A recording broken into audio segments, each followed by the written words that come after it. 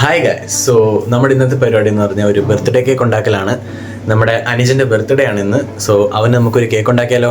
അപ്പം come on guys. So ആദ്യം തന്നെ ഒരു 8 മുട്ട പൊട്ടിച്ചത്, പിന്നെ മൈദാമാവിലേക്ക് നമ്മുടെ സോഡാപ്പൊടിയും കൂടി ഇട്ട് അതിനെ നന്നായിട്ടൊന്ന് ഇടഞ്ഞിടഞ്ഞ് എടുക്കുക.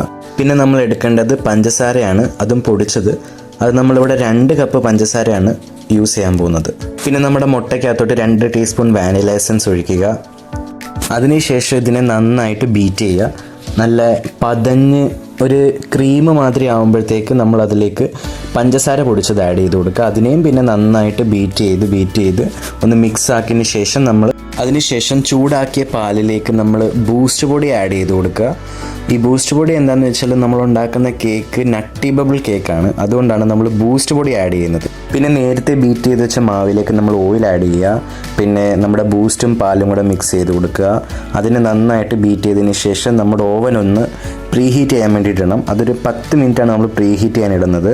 പിന്നെ നമ്മൾ ഇടുന്നത് മൈദാപ്പൊടിയാണ്, അത് ഏറ്റവും ലാസ്റ്റാണ് ഇടുന്നത്. അതിനെ ഇട്ട് ജസ്റ്റ് ഒന്ന് ബീറ്റ് ചെയ്തെടുത്താൽ മതി. പിന്നെ നമ്മൾ പാത്രത്തിലേക്ക് മാവെല്ലാം ഒഴിച്ച് നല്ല തട്ടി നല്ല ഇങ്ങനെ ബബിൾസ് പോലെ ആയതിനു ശേഷം നമ്മളതിനെ ഓവനിലേക്ക് മാറ്റി ഒരു 40 മിനിറ്റ്സ് നമ്മൾ ബേക്ക് ചെയ്തെടുക്കും. അപ്പോഴത്തേക്ക് നമുക്ക് ബേക്കെല്ലാം കഴിഞ്ഞ് ഇങ്ങനായി നമ്മുടെ കേക്ക് റെഡിയായി വരും.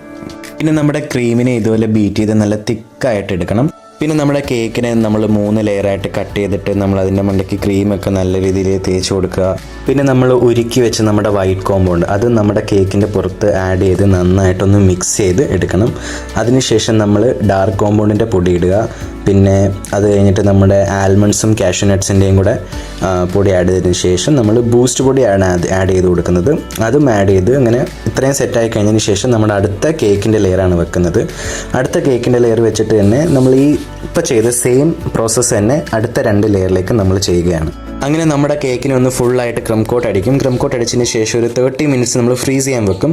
അതിന് ശേഷമാണ് നമ്മൾ ഫുള്ളായിട്ടൊന്ന് കേക്കിനെ ക്രീം കൊണ്ട് പൊതിയുന്നത്. പിന്നെയാണ് നമ്മൾ ഡിസൈനിലേക്ക് വരുന്നത്. ഡിസൈൻ ഈ പ്രാവശ്യം വലിയ ഡിസൈനും കാര്യങ്ങളൊന്നും നമ്മൾ ചൂസ് ചെയ്തിട്ടില്ല, കാരണം സമയമില്ലായിരുന്നു. സമയമില്ലാത്തതിൻ്റെ പേരിൽ നമ്മൾ ലൈറ്റായിട്ടുള്ളൊരു ഡിസൈനേ ചെയ്യുന്നുള്ളൂ. പിന്നെ നമ്മൾ സ്വന്തം വീട്ടിലേക്ക് അതിൻ്റെ പേരിൽ വലിയ ഡിസൈനില്ലെങ്കിലും വലിയ കുഴപ്പമൊന്നുമില്ലല്ലോ.